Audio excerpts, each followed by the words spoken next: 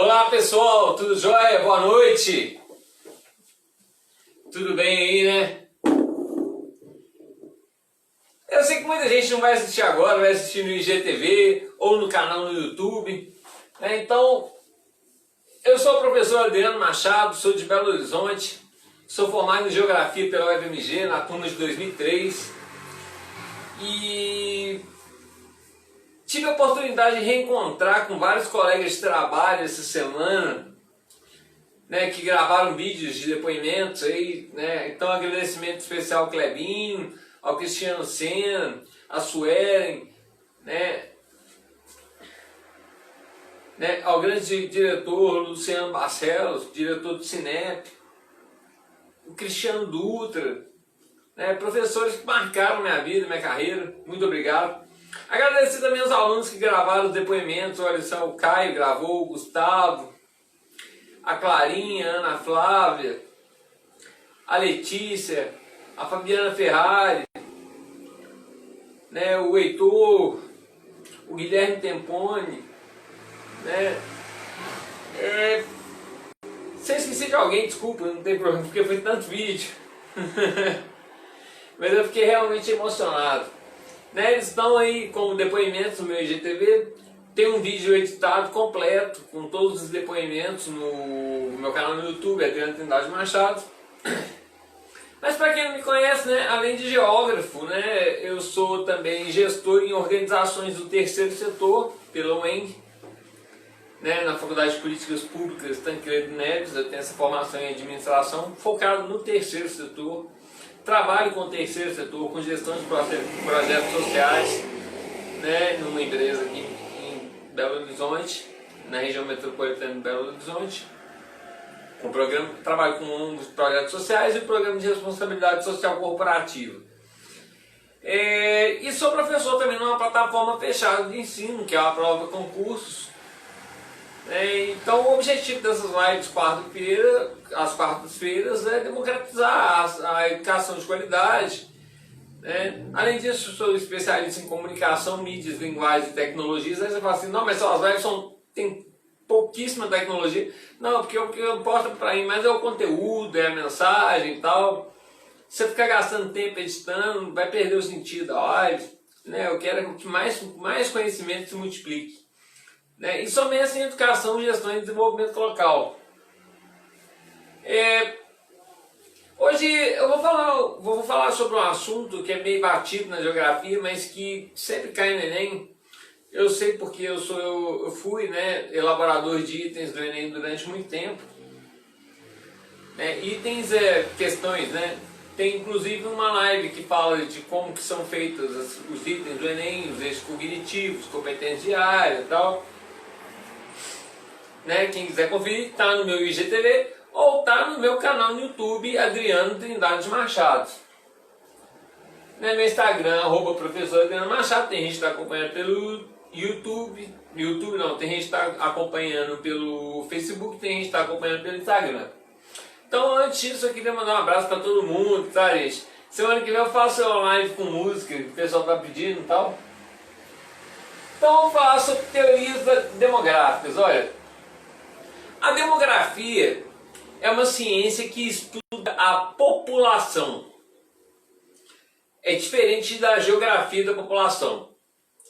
A geografia da população vai estudar como que se comporta a distribuição da população no planeta Terra, as etnias, as diferenças linguísticas, as diferenças culturais e por aí vai.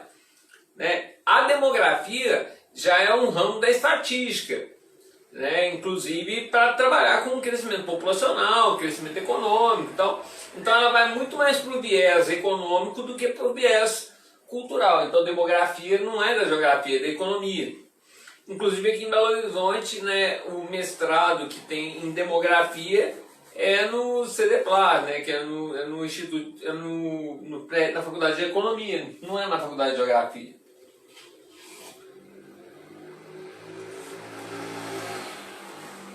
Mas eu não vou ficar falando de estatística aqui hoje não, tá?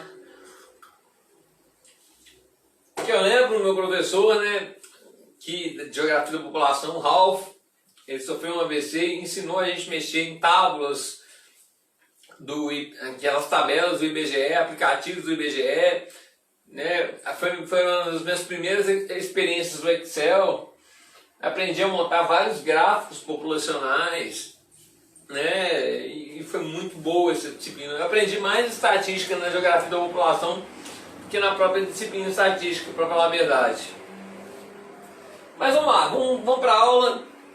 Deixa eu cronometrar aqui, que no Instagram é 60 minutos. Mas não vai falar muito não. Nossa senhora, ficou pequeno demais a letra. Então aqui ó, festa para o número de 7 bilhões. Então olha só, país de todo mundo comemoraram ontem, olha só, no dia 31/10/2011. Então em 2011 o mundo completou 7 bilhões de habitantes, com cerimônias com a marca simbólica do bebê número de 7 bilhões na população mundial, como confirmado pela Organização das Nações Unidas. Em pelo menos 4 países do mundo, né, Filipinas, Índia, Turquia e Rússia, foram escolhidos recém-nascidos simbólicos, para lembrar, né, da marca da humanidade. Nas Filipinas nasceu da Danice May Camacho, em meio às festas e fotografias. O médico Eric Teng, médico do Departamento de Saúde das Filipinas, disse que o nascimento deveria servir como um alerta. Então, como um alerta para o crescimento da população mundial. Porque, por exemplo, olha, qual que é a projeção da ONU? Tem um site que chama Growth, que mostra as estatísticas de crescimento em tempo real, né? É lógico que não está contando quantas pessoas estão nascendo, quantas pessoas estão morrendo, né? Baseado em indicadores. E esses indicadores são feitos através dos censos demográficos. Né? Esse ano, infelizmente, em função da pandemia, não aconteceu o censo de 2020. Está programado para acontecer em 2021. E, inclusive, estão bolando a estratégia de ciência digital e tal. Mas aí não incluiria, né, a parcela mais pobre da população. Mas o censo também aqui no Brasil já teve problemas, né? Por exemplo, no governo Collor, Collor achava que dados estatísticos sobre a população eram besteira, tal. O censo de 90 foi acontecer em 91 também. Né? Então, os técnicos do IBGE já são peritos, né? Os estatísticos, fala técnico não, os estatísticos do IBGE já são peritos em fazer, né, ali essa correção nas projeções de crescimento populacional, de distribuição de gênero, distribuição espacial, fluxos migratórios e por aí vai, em função dessas interrupções de dados. Né? Mas geralmente é de 10 em 10 anos. Tá? Então, só para vocês terem ideia, Dom Pedro já pensava em fazer o censo da população brasileira. Só que como que ia mapear a população quilombola, como é que ia mapear onde estavam localizadas as populações indígenas e tal?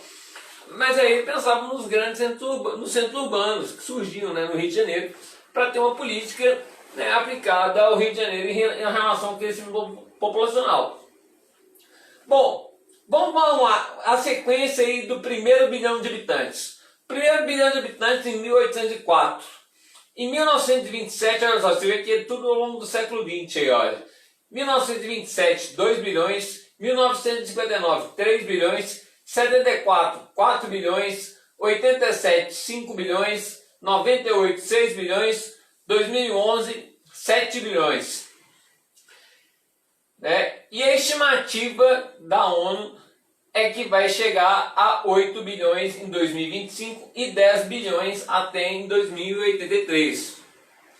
Aí você fala assim, professor Adriano, mas não tem país que o crescimento demográfico é negativo e tal. Eu não vou falar de taxas hoje não, tá? Eu vou falar de teorias demográficas. Mas tem países que estão vivendo uma transição, o mundo está virando urbano, né? Países agrícolas estão se tornando países industrializados e tal. E querendo ou não, existe um índice que é o índice de atração digital. O que é o índice de atração digital? É a probabilidade de um homem encontrar uma mulher e ter filhos. Então, chama-se isso índice, né? É lógico que com a difusão de métodos contraceptivos, né, e também métodos preventivos, esse índice ele tende a diminuir, né, com o desenvolvimento estrutural da população. Mas em países subdesenvolvidos que passam por uma urbanização, por uma transição demográfica, e não tem ainda políticas, né, de controle ou políticas educacionais de controle populacional, né, esse índice de atração digital é muito elevado. Né, por exemplo, eu posso comparar duas metrópoles de grande concentração populacional. Comparar, por exemplo, Tóquio, né, que é uma grande concentração demográfica, e São Paulo, que também é uma grande concentração demográfica. Aonde vai ter mais filhos? As pessoas vão ter mais filhos? Lógico que em São Paulo, porque tem mais periferia, tem mais pessoas com menos acesso à informação, apesar de ter difusão de métodos contraceptivos, distribuição de camisinha, de pílula anticoncepcional, e por aí vai, né? Mas, não sei o que fez isso. Mistérios. Então, a ONU projeta aí até 2083 10 bilhões de habitantes.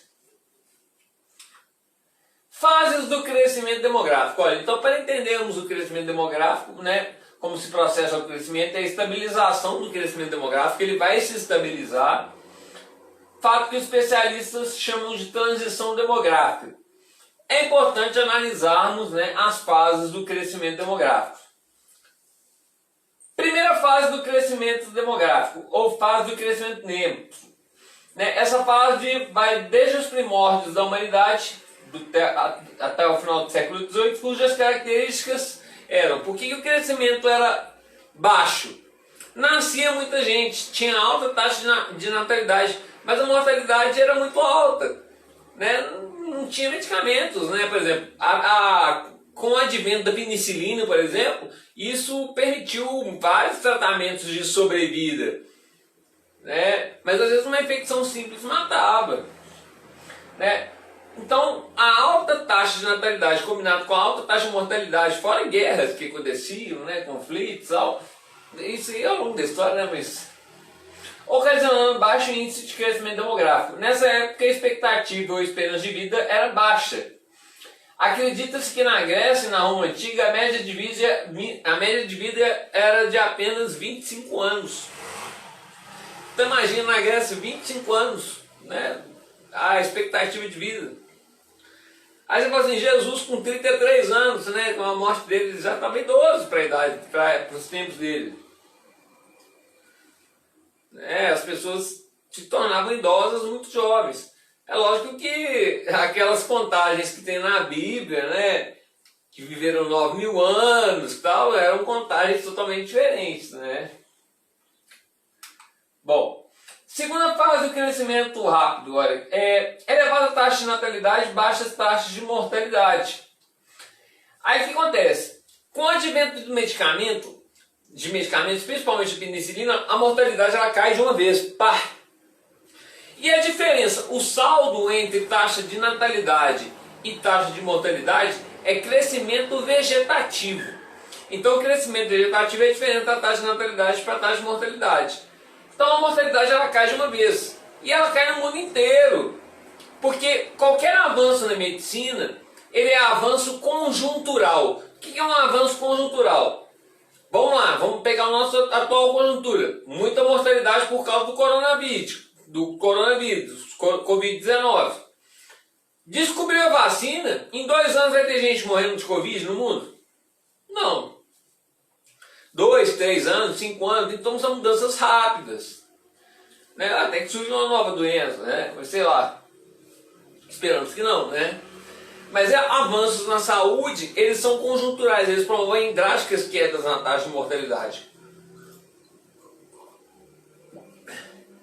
Diferente, para cair a taxa de natalidade, ou tem a intervenção do governo, ou desenvolvimento socioestrutural, desenvolvimento da população, desenvolvimento da educação. Aí demora muito tempo, né? Então, olha só, na segunda fase do crescimento rápido. Nessa fase ocorre o grande crescimento da população e hoje a maioria dos países subdesenvolvidos encontra-se nela. Né? Os países desenvolvidos e industrializados da Europa Ocidental, chamados desenvolvidos velhos, foram os primeiros a atingir essa fase, principalmente no século XIX. Ao passo que nos países desenvolvidos novos, dos Estados Unidos, Canadá, Rússia e Japão, ela ocorreu na metade do século XX. E nos países subdesenvolvidos a partir da segunda metade do século XX.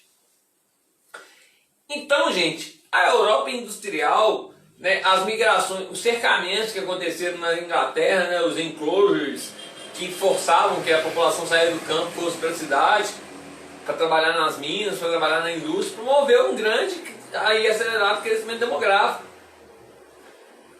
E detalhe, naquela época, às vezes, ter mais filhos às vezes significava aumento de renda, porque não existia legislação trabalhista, então tinha crianças de 9 anos, de 8 anos trabalhando em fábrica e por aí vai.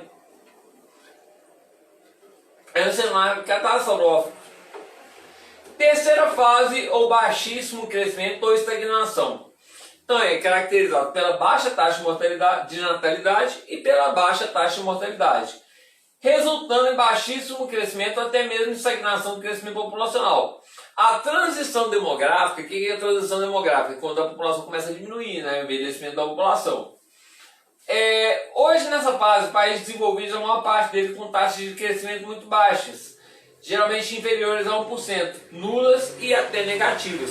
Inclusive tem países na Europa que têm políticas de incentivo à natalidade. Por exemplo, tem países que a licença maternidade para a mulher é de 2 anos, aí ela pode ter outro filho, e se incentivando a renovação da população. Tem países que, por exemplo, o Canadá faz uma peneira, mas estimula o fluxo migratório, uma peneira para pegar mão de obra qualificada. Forma no Brasil nos melhores centros de pesquisa, nas universidades federais de ensino, nas IFES, depois vai para o Canadá, depois vai para a Europa. Existe esse problema aqui no Brasil, que é a fuga de cérebros. Na hora que a pessoa atinge a maturidade na sua formação intelectual acadêmica, ela vai para o estrangeiro. Até porque o incentivo à pesquisa aqui no Brasil não é tão valorizado. Então, grandes pesquisadores brasileiros, grandes cientistas brasileiros estão no exterior. E também não só em instituições de ensino, tá, gente? Também em grandes corporações, em grandes empresas. Nos países desenvolvidos tem ocorrido uma transformação na estrutura familiar. A taxa de fecundidade é baixa. Taxa de fecundidade é diferente de taxa de natalidade. Taxa de natalidade é o que se efetivou, é o quanto nasceu. Taxa de fecundidade tem a ver com a probabilidade, muito mais com a probabilidade da mulher poder ter filhos, combinado com a taxa de natalidade. Então, por exemplo, com o envelhecimento da população, a taxa de fecundidade cai. Porque, por exemplo, não vou falar que o homem pode ter filho até os 100 anos, porque existe a andropausa também, mas as mulheres têm um ciclo, vamos colocar aí, um ciclo reprodutivo, que vai até os 45 anos, alguns casos excessivos, diferentes aí, 50 anos, mas aí é lógico que a tecnologia evoluiu para isso, mas a mulher, a fase reprodutiva dela, a melhor fase reprodutiva dela é entre os 16 e os 35 anos de idade. 35 anos de idade, alguns obstetras já consideram gravidez de risco. Muitos países apresentam taxas inferiores a 2,1 filhos por mulher, mantendo assim estabilizado o tamanho de sua população. Deu para entender, gente? Então, a taxa de fecundidade tem muito a ver com a capacidade feminina em gerar filhos. Vamos lá.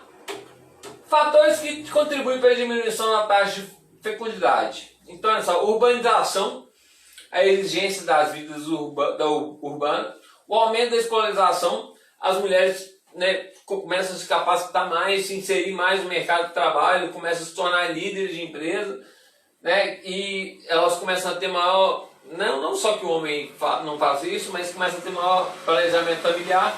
Então a incorporação da mulher no mercado de trabalho, o casamento tardio, por exemplo, hoje, minha mãe casou com 17 anos, 18 anos, 17, 18 anos. Quem casa com essa idade hoje? Está casando com 40 anos, quanto casa? Bom, aí vamos contar uma história. Olha, por volta de 1750, a Grã-Bretanha, pioneira na Revolução Industrial, tinha mais de 5 milhões de habitantes. Desde então, o processo de crescimento populacional foi rápido. Em 1840, atingiria mais de 10 milhões de habitantes. Meio século depois, passava a marca dos 20 milhões. Essa tendência generalizou-se nos demais países europeus que acompanharam a primeira fase da Revolução Industrial. Com base na etapa inicial desse processo, surgiu a mais polêmica teoria sobre o crescimento populacional, a teoria malthusiana. Então, Malthus, ele estava no cenário industrial, ele via ali a população crescendo, saindo do campo, vindo para a cidade, e ele falava, né, vamos passar para a teoria malthusiana, né? Karl Marx, inclusive, quando foi escrever o Capital, falar sobre a indústria, abordou muito sobre os ensaios econômicos do Malthus. Então, a teoria malthusiana foi publicada na Inglaterra em 1798 pelo economista e sacerdote anglicano Thomas Robert Malthus, que estava preocupado com problemas enfrentados pelo seu país durante a Revolução Industrial. Quais problemas? Êxodo rural, desemprego, aumento populacional, crianças na rua, mendicância. Malthus expôs a sua famosa teoria num ensaio sobre o princípio da população, que atribuía toda a culpa caótica da situação social ao então excessivo crescimento dos pobres. Então Malthus era muito criticado por isso, porque ele falava que os pobres se multiplicavam. Os pobres se multiplicavam. Ele falava que a população crescia em progressão geométrica, se multiplicando, e a produção de alimentos em progressão aritmética. E ia chegar um momento que ia faltar alimentos. Então ele falou, a população vai chegar num momento que vai morrer de fome, ou outras doenças vão se proliferar, porque se a pessoa está subnutrida, ela vai estar propensa a ter qualquer tipo de doença, vai poder matar. Ou teria uma grande guerra, uma grande epidemia. E o que foi que aconteceu na Europa, né? A peste, que matou ali uma grande quantidade de gente. Então, a teoria malthusiana se fundamenta na relação entre crescimento populacional e meios de subsistência, apoiada nas seguintes premissas. Primeiro, caso não seja detido por obstáculos, guerras, epidemias, a população tende a crescer seguindo uma progressão geométrica, duplicando a cada 25 anos. Então ele falava que a cada 25 anos, se não tiver uma guerra, uma epidemia, um jeito de conter, né? Ele não falava, para ele não ir contra a igreja, ele não falava em métodos contraceptivos, não. Até porque não existia tantos métodos contraceptivos, mas o chamado coito interrompido. Nossa, Adriano, você falou o nome técnico, coito interrompido. O que é isso? Não, o cara ia gozar fora. Tá bom, gente. Mas é porque é técnico, né? O coito interrompido, ele não falava sobre isso. Ainda mais porque a igreja falava que as relações sexuais, né, tinham que ser para crescer e multiplicar. Né? Os meios de subsistência, na melhor das hipóteses, só podem aumentar segundo uma progressão aritmética. Então ia faltar alimentos. Ele não sabia que ia vir trator, que ia vir a revolução industrial, ia chegar no campo, que ia surgir organismos geneticamente modificados, transgênicos, que a agricultura ia se espalhar pelo mundo e por aí vai, né? Ele pensava no cenário da Inglaterra. Então o que o Malthus propunha? Olha, a erradicação da pobreza e da fome por meio do controle da natalidade e outras medidas, como casamento tardios, número de filhos de acordo com os recursos dos países. A teoria de Malthus, então, ela é muito criticada porque ela é chamada de uma teoria antinatalista ou antinatalidade e conservadora. Críticas à teoria de Malthus. O crescimento da o crescimento geométrico da população previsto por Malthus não ocorreu. Então, o que ele falava que a população ia dobrar a cada 25 anos não ocorreu. A produção de alimentos ultrapassou os 3% e a média de crescimento populacional nos últimos 20 anos ficou em torno de 3%. Então, a produção de alimentos aumentou. Ela é maior do que o crescimento populacional. A Europa e as demais áreas desenvolvidas do mundo demonstraram que o desenvolvimento econômico como reformas de bem-estar social. Então o capitalismo ele começou, até porque ele começou a ser ameaçado pelas ideias socialistas, então o capitalismo ele teve que beber um pouco das águas do socialismo, né, com políticas de bem-estar social. São fórmulas para deter o crescimento populacional. Eu não vou falar de direita e esquerda nessa aula de hoje não. Crítica da teoria de Malthus, né? Emancipação progressiva da mulher, né? Tem sido decisiva no controle da natalidade. A mulher passou a decidir o número de filhos que quer ter. Então, né, Malthus não pensava que a mulher ela ia ter igualdade de gênero, que mulher que ia decidir quantos filhos que tem, que ela é responsável pelo planejamento familiar e por aí vai. A maior parte das terras agrícolas dos países subdesenvolvidos, grandes propriedades rurais, é utilizada para a cultura de exportação, nem sempre atendendo às necessidades alimentares das populações locais. Aí você vê, né? Por exemplo, o Brasil tem uma altíssima produção agrícola, mas tem problema de fome.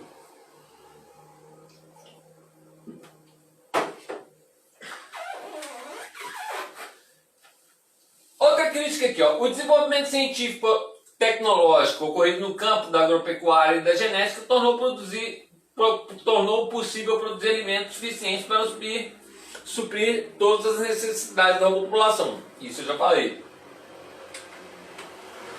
Bom, agora eu vou falar de uma outra teoria, a teoria neomalthusiana, que é justamente para os países que passaram pela explosão demográfica pós-Segunda Guerra Mundial.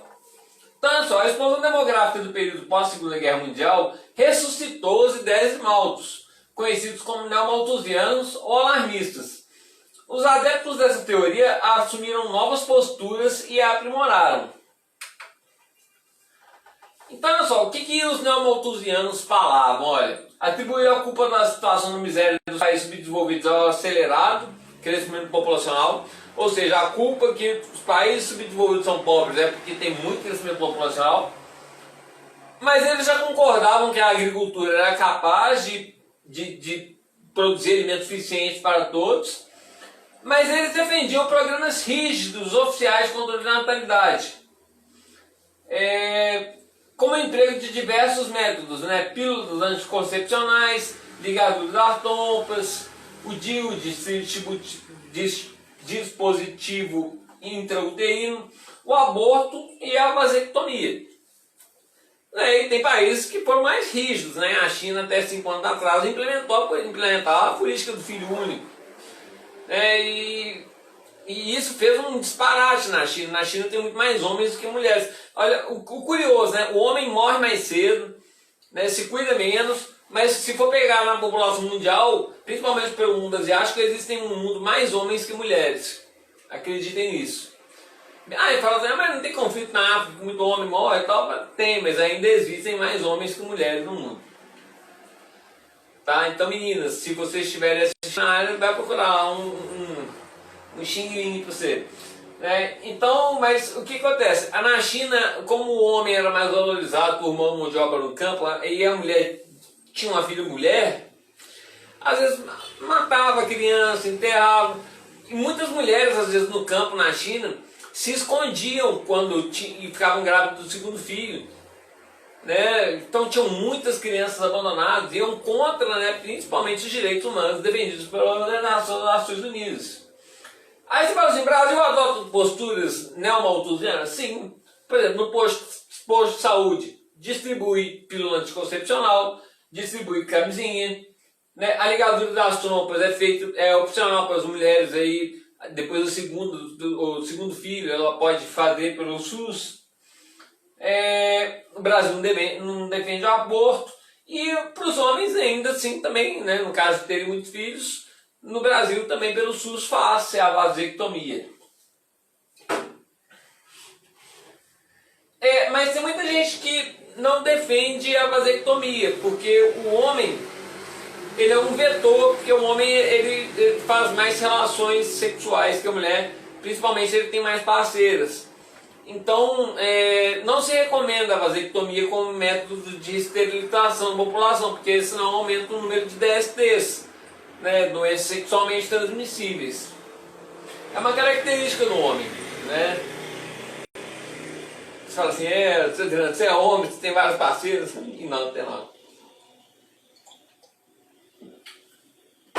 Mas o homem viaja mais, o homem é pai de família. Quantas vezes vocês já ouviram falar que o cara tinha filho em tudo quanto é lugar aí, espalhado pelo Brasil aí. Vamos lá. Teoria reformista ou marxista? Bom, aí já é das ideias, porque é o seguinte, uma política de controle de natalidade é uma política conjuntural. Os reformistas, eles pensam na reforma da estrutura social. Conjuntura é de momento, estrutura demora tempo. Então os reformistas defendem as teorias marxistas, ao contrário dos neomalthusianos, consideram a própria miséria como sendo responsável, a miséria como sendo responsável pelo crescimento acelerado. Então o que defendem os reformistas? Olha, necessidade de reformas socioeconômicas que permitam a elevação do padrão de vida da população. Então a elevação do padrão de vida da população vai fazer com que ela tenha menos filhos, melhoria da distribuição de renda e de alimentos, aumento da escolaridade que resultaria no planejamento familiar e na diminuição da natalidade, consequentemente também do crescimento vegetativo. Então o governo brasileiro já adota a postura reformista? Adota, ele investe em programas de educação e tal. Então eu não posso falar que é 100% neomalthusiano. Ele tem coisas neomalthusianas, né, na hora que distribui pílula anticoncepcional, na hora que distribui camisinha. Na hora que distribui camisinha, fala que é para não propagação de DSTs, mas é também uma política de controle de natalidade. Tá? E quando investe em educação, em programas da saúde da mulher, programas de saúde do homem, né, programas de igualdade de gênero, né, de certa forma isso diminui a taxa de natalidade. Vamos lá, teoria neomalthusiana então. No contexto da teoria neomalthusiana surge a teoria ecomalthusiana, olha só. Né, aí já vem relacionado ao meio ambiente, aí já lá para a década de 70, né, na época da Conferência de Estocolmo, na Suécia, em 1972, que utiliza uma argumentação de cunho ecológico ou ambiental, ressaltando quanto o crescimento populacional pressiona o meio ambiente natural. Né, porque vai aumentar a produção de esgoto, a produção de lixo, a emissão de poluentes para a atmosfera, além de consumir mais alimentos, ter uma maior degradação do campo. Então, o que defendem os ecomalthusianos? Olha, o grande crescimento populacional intensifica a utilização de recursos naturais. Então, os recursos da natureza, eles começam a ser intensificados, o seu uso, para garantir o abastecimento da população, provocando grandes problemas ambientais. O controle populacional nos países pobres, localizados na sua maioria na zona intertropical, justifica-se pela necessidade de preservar a riquíssima biodiversidade dos ecossistemas tropicais, pois, segundo eles, o crescimento nesses países sufoca o ambiente natural. Ou seja, vai aumentar a pressão ecológica sobre os ecossistemas preservados. Você vê então no Brasil um acelerado processo de ocupação da Amazônia, né, devastação da Mata Atlântica, né, e outros domínios morfoclimáticos brasileiros. Contradição da teoria ecomalthusiana. Vale lembrar que os grandes devastadores das florestas tropicais e de muitos ecossistemas foram os países ricos. Né? Então, os países ricos que foram os grandes devastadores no processo de colonização da Ásia, da África, da América Latina. Né? Então, essa devastação ela acontece há muito tempo na história. Então, resumo aí da ópera. Teoria malthusiana. População versus crescimento de alimentos. Então Malthus falava que a população crescia em progressão geométrica e a produção de alimentos em progressão aritmética. Teoria neomalthusiana. População versus desenvolvimento econômico. Ou seja, eles falavam que tinha que ter o desenvolvimento econômico para poder reduzir, né, o crescimento populacional. Teoria reformista. População versus distribuição de renda. Então a população tendo acesso à renda, tendo acesso à educação, reformas estruturais da estrutura social promoveriam a redução dos índices de crescimento vegetativo. Detalhe, gente, a taxa de mortalidade ela cai no mundo, no início do século XX, cai no mundo de uma vez toda, tá? E a teoria ecomalthusiana, a população e os recursos naturais. Tranquilo? Então, teorias demográficas por professor Adriano Machado. Me siga no Instagram, @professor Adriano Machado. Foi um prazer estar com vocês. Lembrando que toda quarta-feira, 7h30, a gente tem um encontro aí para quem vai fazer Enem, ou para quem quer entusiasta da geografia, né? Um abraço então, gente. E muito obrigado aos professores e alunos aí que gravaram o vídeo. Eu esqueci de mencionar o Henrique Versiani. Desculpa, Henrique, na hora que eu falei de todos. Fiquei com isso na cabeça a aula inteira. Tá, gente? Então um abraço no coração, tá? Semana que vem eu prometo uma aula com música aí pra vocês. Um abraço.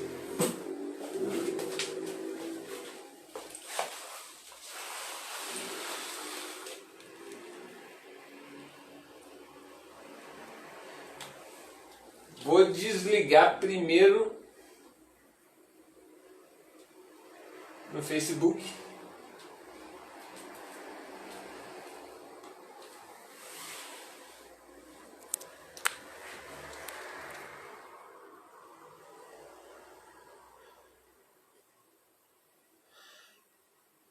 E agora eu vou fechar no Instagram.